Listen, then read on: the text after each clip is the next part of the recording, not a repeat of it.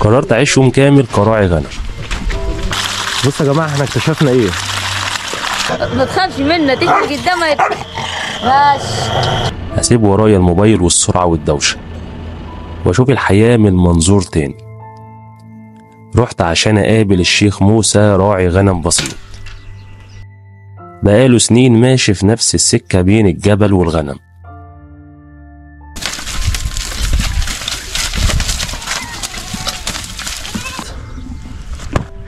وانت همسكك، انا همسكك. وفي عز السكون لقيت نوع تاني من الراحة. كنت عايز اعرف هو ازاي قدر يكمل وايه اللي ممكن اتعلمه منه. نورت الواحات والله. حبيبي يا عم محمد. دلوقتي اتعرفت بيك وجيت الواحات انا ان شاء الله. الله يخليك يا عم محمد، من الناس المحترمة ان شاء الله. احنا دلوقتي معانا دي اللي هننام عليها لو احنا فوق في الجبل مفيش اي حاجة.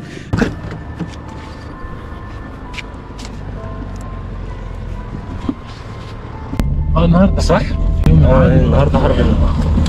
الجو النهارده يا جماعه حر جدا جدا.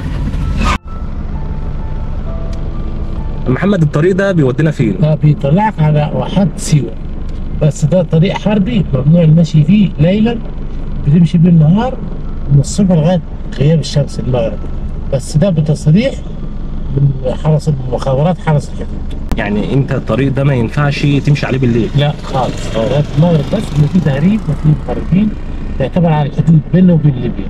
طبعا يا جماعه الطريق ده اللي بيوديك زي ما انتم سمعتوا على سيوه، وبيوديك للحدود اللي بيننا وبين ليبيا.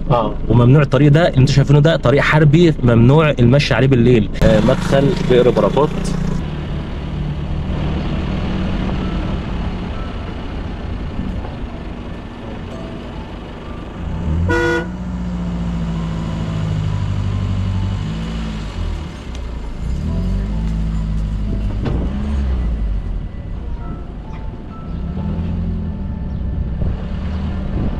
بتعيط ليه؟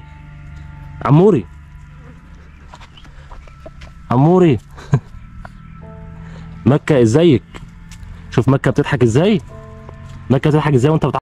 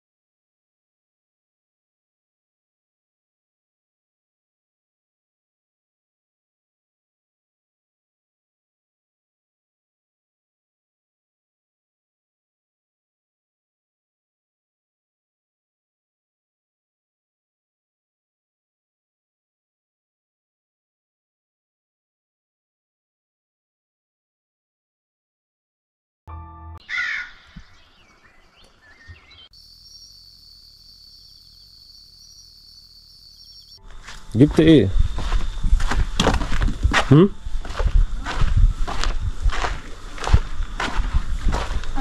جبت حطب؟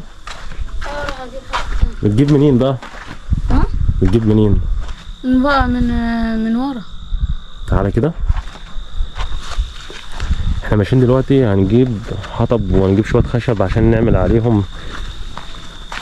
نعمل عليهم اي اكل واحنا قاعدين كده. صح. عايزين ناكل يا يوسف. عايزين ناكل. لازم الخشب صح؟ ايوه. لو لقيت قلبي ديب بس انت قلبك جامد. يوسف؟ انت قلبك جامد. ايوه. يعني انت ماشي كده لوحدك وجيت هنا، ولو لقيت كلب او ديب عادي. طبعا يا جماعه يوسف قاعد في البيت. نور كده على البيت بتاعك. البيت اللي هناك ده لوحده. يعني البيت ده مفيش حد ساكن جنبه ولا في بيوت جنبه. انتوا متخيلين يوسف بيطلع كده بيجيب الخشب وبيجي من المكان ده. نور كده الكشاف في الطريق يا يوسف، وبيجي من الطريق ده لوحده لو عايز يجيب خشب عشان يسخن عليه الاكل، وبيجي كده لوحده وبيمشي في الطريق ده لوحده كده. انتوا متخيلين؟ عندك كام سنه يا يوسف؟ عندك كام سنه؟ 15. 15 سنه؟ ايوه. ما شاء الله عليك يا يوسف. يلا يا وحش.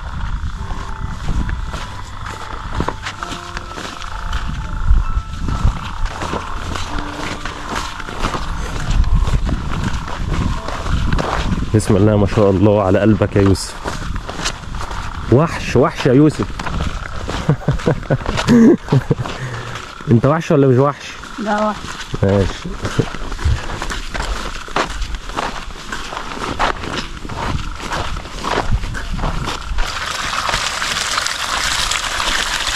بصوا يا جماعه احنا اكتشفنا ايه؟ دي عين في نص الصحراء كده، دي طالعه من الارض ميه طبيعيه، والمحبس دي الماسوره بتنزل ميه ازاي.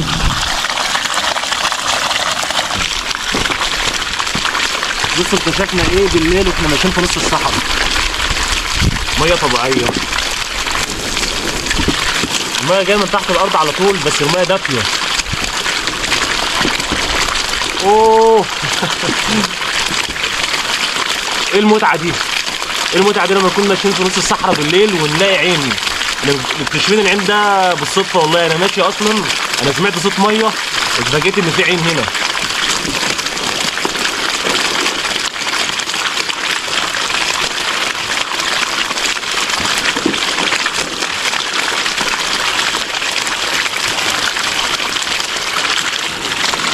الميه دافيه يعني مش ساقعه ولا سخنه، ميه دافيه. ايه المتعه دي يا جماعه؟ ايه المتعه دي؟ مكملين رحله البحث عن الاخشاب، لازم ناكل النهارده. انت وصلت لهنا لوحدك يا يوسف؟ انت متاكد؟ انت جيت هنا لوحدك جبت الخشب؟ متاكد؟ ايوه بجد؟ لما جيت خدت الخشب؟ اه. لا ما جيتش من هنا، من الناحيه الثانيه. بس جيت وصلت المنطقه هنا. ايوه بس بطريق ثاني. احنا ماشيين في مكان مرعب. هات كده.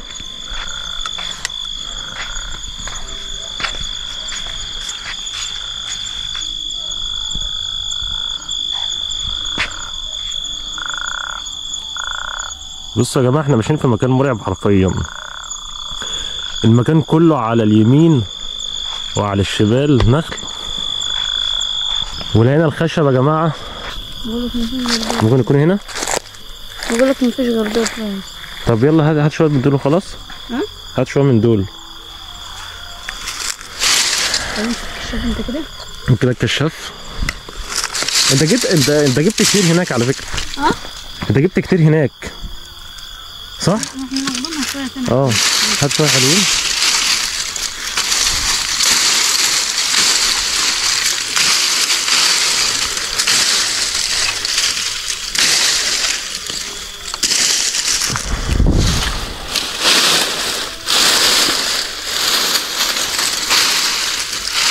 بقول لك ايه، ما نجيب الشويه الصغيرين دول وخلاص، اللي هم مكسورين دول. ها؟ احنا ناخدهم بقى دول وخلاص.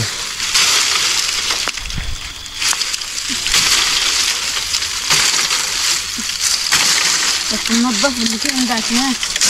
ما تجيش الدنيا. بص هات الشويه دول وخلاص. هات الشويه اللي على الارض دول وخلاص. يلا. في واحد حطه بدي. يلا بينا. يلا.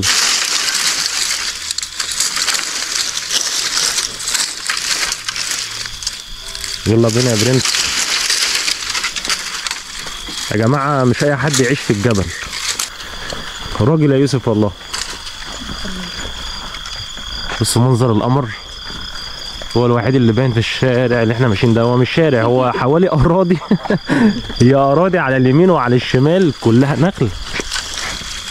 بص كلها نخل، فاهمين؟ وصد ضفادع وبس، وفي فاصل بينهم كده زي نظام ايه، طريق طويل قوي، طريق طويل يعني طريق مرعب. برجع نص الطريق بس. ايه؟ برجع نص الطريق بس. ايوه.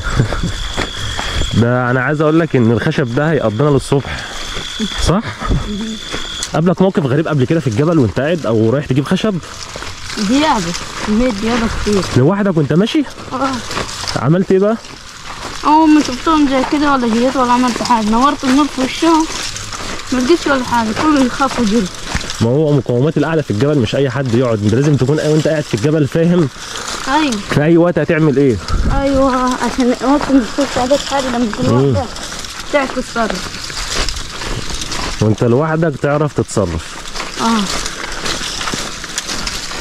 الله عليك يا يوسف. يعني الله اكبر، ربنا مالي الطريق تجاره، اه كشاف ضربته في وشها الديابه تجري. الله عليك يا لكن يوسف. هو لما تيجي في يوم من المرات تلاقي ديب وتشاكل فيه، حتى بيمسكش لو في معاك الديب نار خالص. ما يخافش منه، طب مش اكلت فيه لازم يضر. صح كده. والله ولو ضربته بالنار ما يموتش غير من يموت. ايوه صح كده.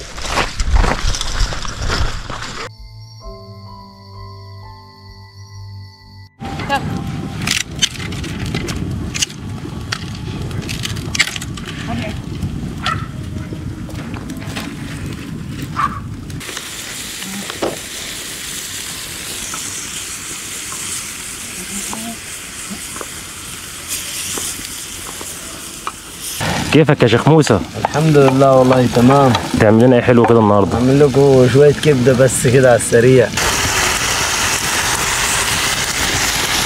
بتاخد قد ايه بقى وتستوي على كده؟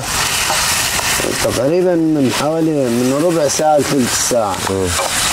حاطط بقى انت فلفل وطماطم بصل وفلفل وطماطم، وبعد كده بنحط الكبده. حلو. تاخد فترتها على النار. طبعا عيشتنا في الصحراء معناش تلاجة، بنملح كل حاجة وننشفها بالملح، وبتبقى طبيعي وما بتبص ولا بيحصل لها أي حاجة بدون تلاجات. بتحفظ اللحمه والكبده بالملح؟ بالملح بتحطه بقى قد ايه، مده قد ايه بقى في الملح؟ بنحطه لحد ما نملحه وننشفه، وبعد كده بنبقى لما نيجي نطبخ الطبيخ بنطريه بالميه، بنبيته لمده يوم في الميه، بيرجع للطبيعي بتاعه كانه لسه مذبوح تلك اللحظه، كانه مذبوح الان، يعني مفيش ولا كلمه، تبقى حاجه طبيعي وشغل على الطبيعه. ما تبصش دي يا شيخ موسى. لا ما تبص خالص. عشتنا، انا عشت نرعى الابل قبل ما يكون معايا الاغنام والماعز، قعدت 12 سنه في الصحراء، اكل على الطبيعه، عيش على الطبيعه، بنخبز قرص في التراب، حاجه اسمها جراسه، البدو بيقولوا عليها لبه. الجراسه دي زي نظام خبز؟ بيبقى عيش بيتغبس تحت التراب، وان شاء الله الصبح باذن الله هنشاهد الفطار بتاعنا. الفطار بتاعنا الجراسه يا جماعه. هنعمل ده حاجه بقى اول مره هتشوف.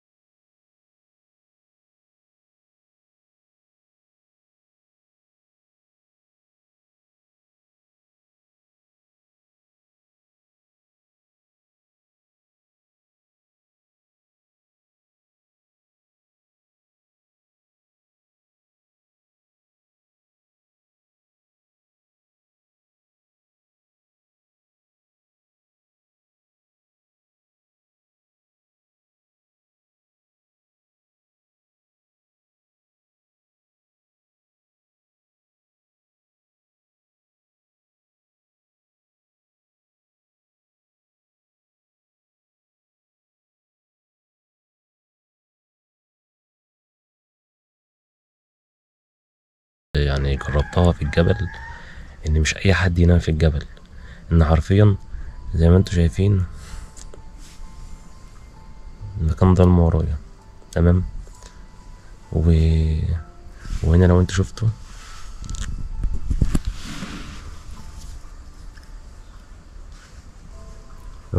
المكان هنا برضو نفس الطريقة. فوانا نايم ممكن دي بيعدي من جنب عادي، فيران، عرس، حشرات غريبة. انا حرفيا دلوقتي يعني المكان اللي فوق ده،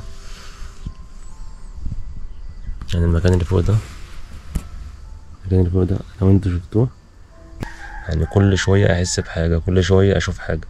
فالموضوع انك تنام في الجبل بيبقى مش سهل، ومش اي حد ينام في الجبل. في اغلب الاوقات اللي انا نمت فيها في الجبل ما نمتش النوم الكامل المفروض بتاعي. هقول لكم على حاجة بسيطة وعلى حسب ما بتتعود. ازاي؟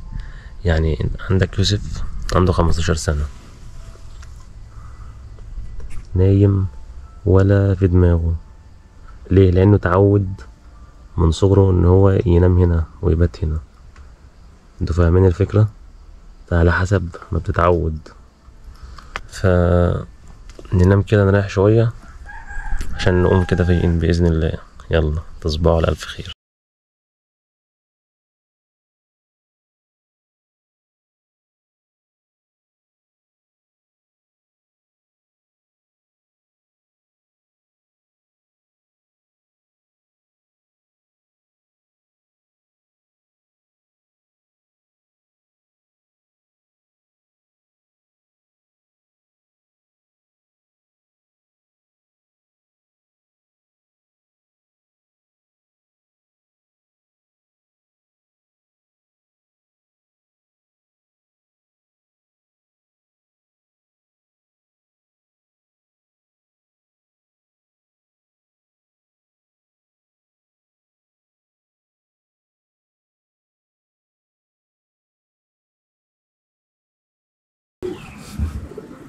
يوسف، يا يوسف قوم يلا بطل كسر.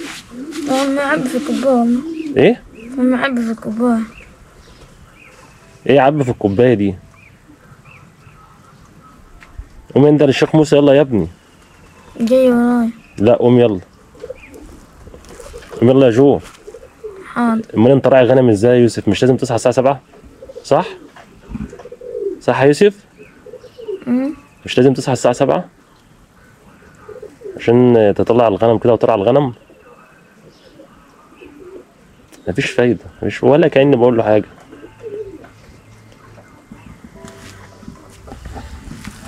طبعا انا صحيت اول واحد، يعني ده انا راعي غنم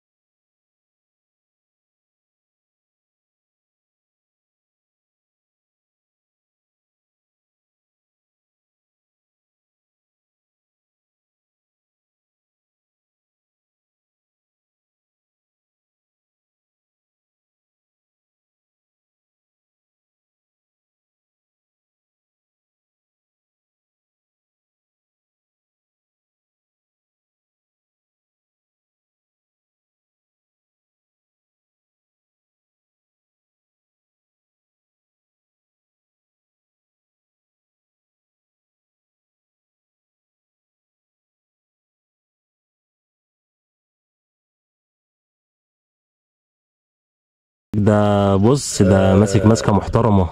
شغل ده لازم بتعجن فيه لحد ما يمسك في بعضه جامد. حد يمسك بعضه بالمنظر ده، لان الدقيق زيرو لازم يبقى جديد بالمنظر ده. ساعة ان شاء الله بنحطها في النار هتشوف النتيجة. ودلوقتي هنتحرك ان شاء الله عشان نولع النار. بسم الله. متحمس يا شيخ اسمها ايه بنساها؟ الجراسة. الجراسه متحمس ليها. لا ان شاء الله دي متحمس للجراسه بص من امبارح.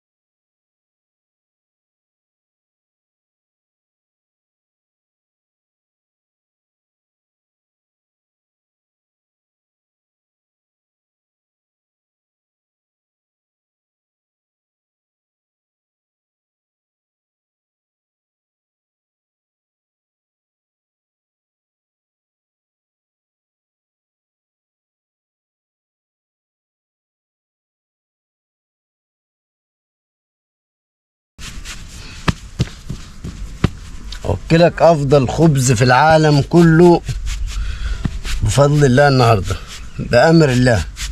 وعلم الانسان ما لم يعلم. ده من فضل ربنا علينا.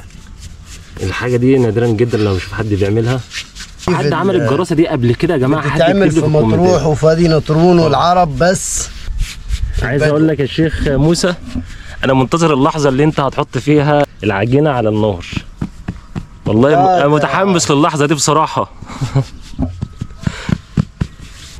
صلي على النبي في قلبك. عليه افضل الصلاه والسلام. الله اكبر. مفيش ولا كلام. كمان بنضع عليها التراب اهو. كمان بتحط عليها رمل والجمر. النار لو جات عليها بتحرقها.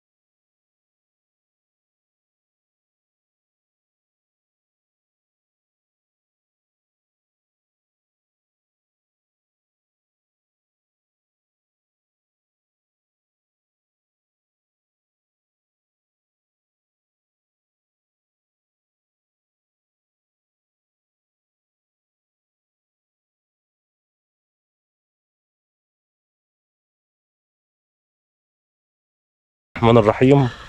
تعالى بقى، حان وقت التجربه، حان وقت التجربه. بصوا يا جماعه شكلها عامله ازاي. اولا ما فيهاش رمل ولا ماسك فيها اي حاجه، فهنجربها نشوف الطعم كده وشوف. بسم الله الرحمن الرحيم.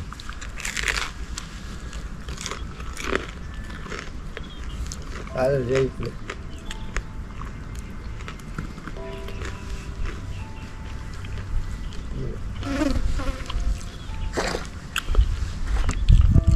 حلوه قوي. لا كمان ومفيش جرب فيها بالعسل والجبنه كده. لا بجد والله العظيم حلوه قوي، وكمان مفيش فيها اي حاجه، يعني مفيش فيه رمل ولا فيه اي حاجه عليها. ازاي بقى؟ لا بجد عايز اعرف ازاي. نجرب بيه الجبنه. الجبنه دي لبن بارد.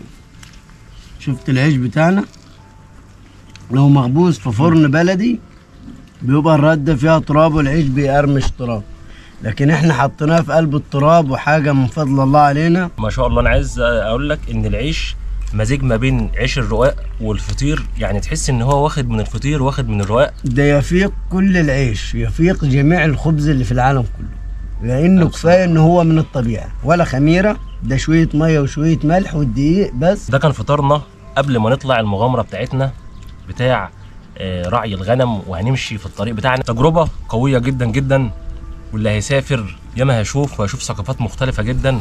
خليكم معايا عشان لسه المغامره هتبتدي. احنا في بير ماضي في الحياه الطبيعه، الواحات البحريه.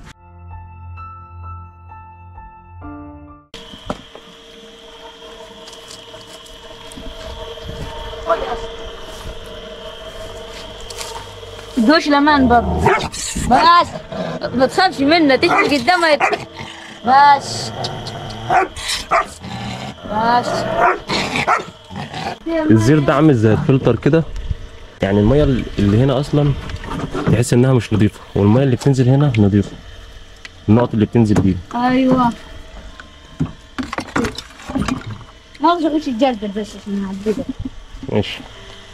وقبل ما نعبي الزير نعملوا ايه؟ نعملوا حاجه واحده، تقوموا شايلين الجردل ده كده ايه عشان ايه بعيد شويه ما يبقاش ما يتوقع، حطوه على جنب كده. عبي الزير يا باشا براحتك. ودي تينه، دي شجره تينه. عبي الزير يا معلم براحتك. الحياه والتقاليد هنا غير اي مكان. كل مكان سبحان الله ليه عاداته وليه ثقافته وليه فكره. دي جايه منين الماء دي بقى؟ ها؟ الماء دي جايه منين؟ انا هيك دي كده من تحت الارض، دي بتقوم. خرطوم الماء ده جاي من تحت الارض؟ ايوه دي بتقوم.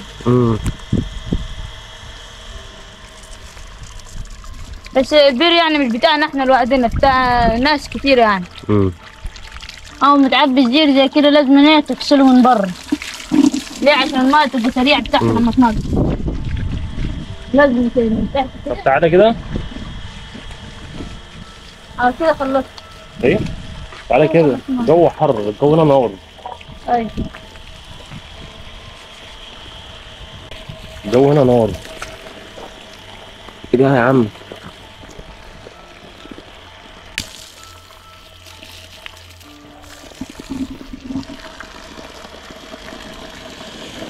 ده احلى حل هنا. ايوه صح؟ تبقى الميه مديك رطوبه حلوه. خلال دقيقة ما تلاقيش المية دي. ها؟ خلال دقيقة بتلاقي كل حاجة نشفت. الجو هنا حر جدا. خلال دقيقة واحدة بس. ده أحلى حل هنا اللي موجود في الواحات البحرية، ده أحلى حل ليه. صح؟ هو ده اللي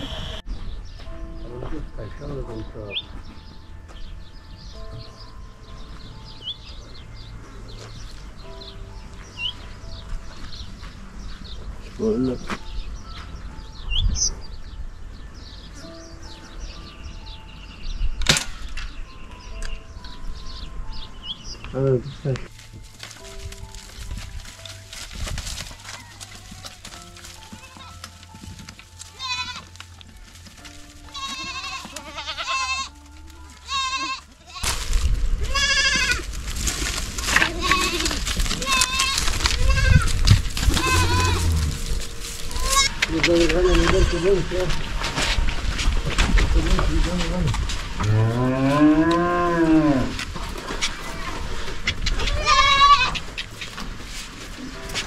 بس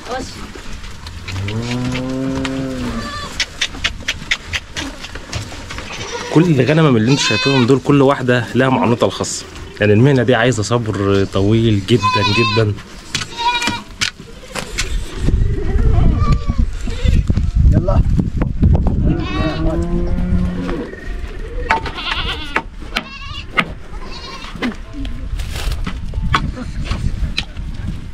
الصغيره دي اللي عامله مشكله. اللي هو انا بص عجبهم الاعشاب دي، عجبهم جدا. ايوه طبعا كان سيدنا النبي صلى الله عليه وسلم كان راعي الغنم، سيدنا موسى عليه السلام كان راعي الغنم، وربنا بيسأل سيدنا موسى وما تلك بيمينك يا موسى؟ قال له هي عصاي. كان ممكن من كلمة واحدة يقول دي ايه؟ دي عصاي، شيء عادي يعني. لكن هو لما لقى لقاء بينه وبين ربنا فحب الموضوع يزيد عن حده، فقال هي عصاي اتوكل عليها ونش بها على غنمي ولي فيها مآرب اخرى. حد ممكن يخرج عن القطيع وهو ماشي، بتبقى عايزه الصبر وعايزه جهد وعايزه تكون فاهم كل غنمه من اللي انتوا شايفينهم دول.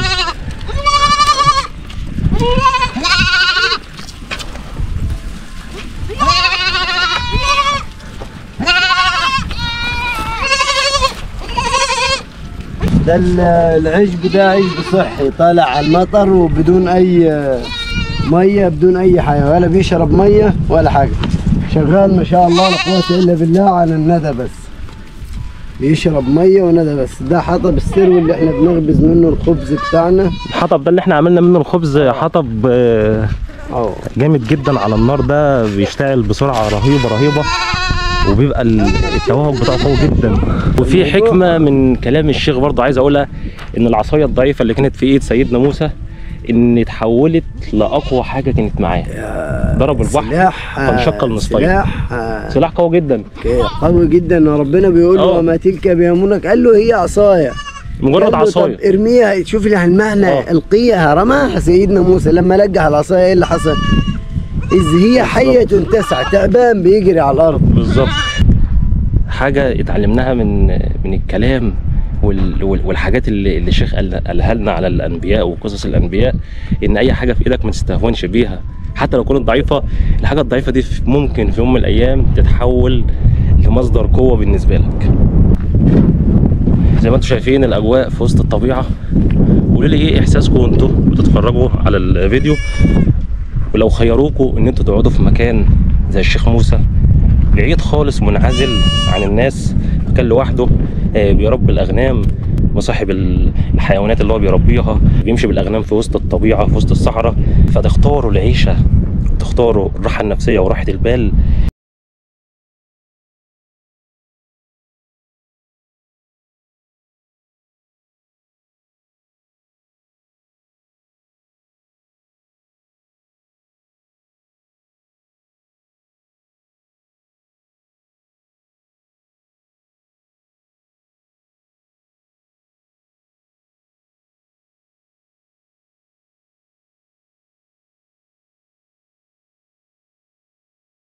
بص في ارنب صغير. ارنب ده الارنب ده احنا بنجيب ارانب، بنربي ارانب وطيور.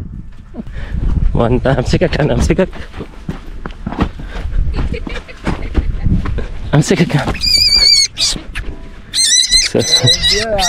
ايه رايح فين؟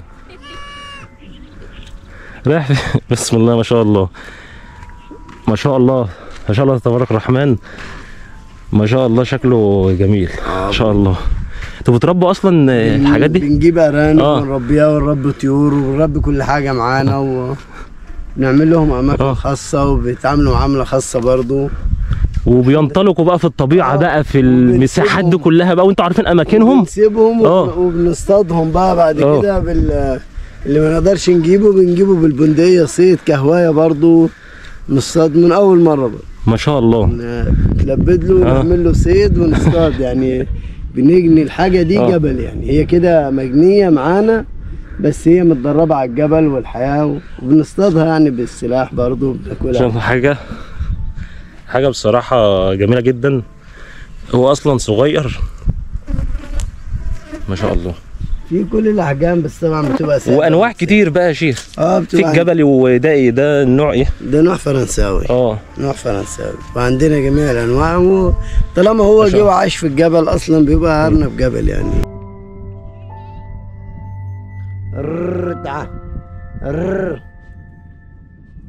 هنجرب الشيخ موسى، هنشوف بقى المحترف في الصيد. ماشي.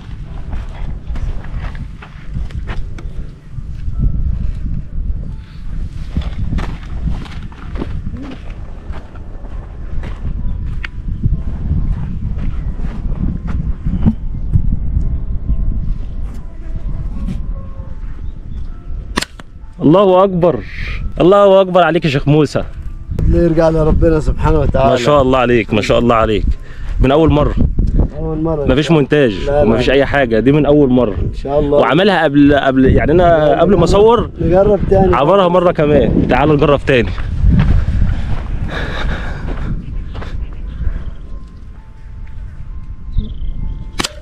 الله اكبر. الحمد لله. الصيد لا ما شاء الله محترف. ان شاء الله محترف يا شيخ موسى، ما شاء الله. يا قليل جدا ان حد بيصطاد ومحترف بالدقه دي ان هو يجيبها. يا عملها 3 مرات في نفس العلامه. ما شاء الله عليك يا شيخ موسى. الحمد لله. طب يا شيخ موسى، انا عايز اسالك سؤال. اتفضل. هل العيشه في الطبيعه والانعزال عن الناس حاجه ممتعه؟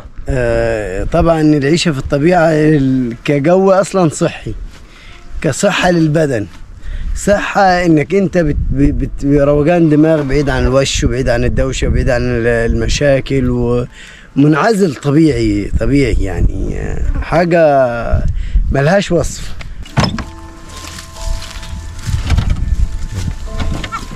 الحمد لله على السلامة يا شيخ موسى. الله يسلمك، الله يسلمك. تجربة مختلفة وتجربة جميلة جدا، وتشرفت بيك. ما تكونش آخر مرة إن شاء الله، هي أول مرة ومش هتكون آخر مرة إن شاء الله. الله يخليك يا شيخ موسى، هفتقدك.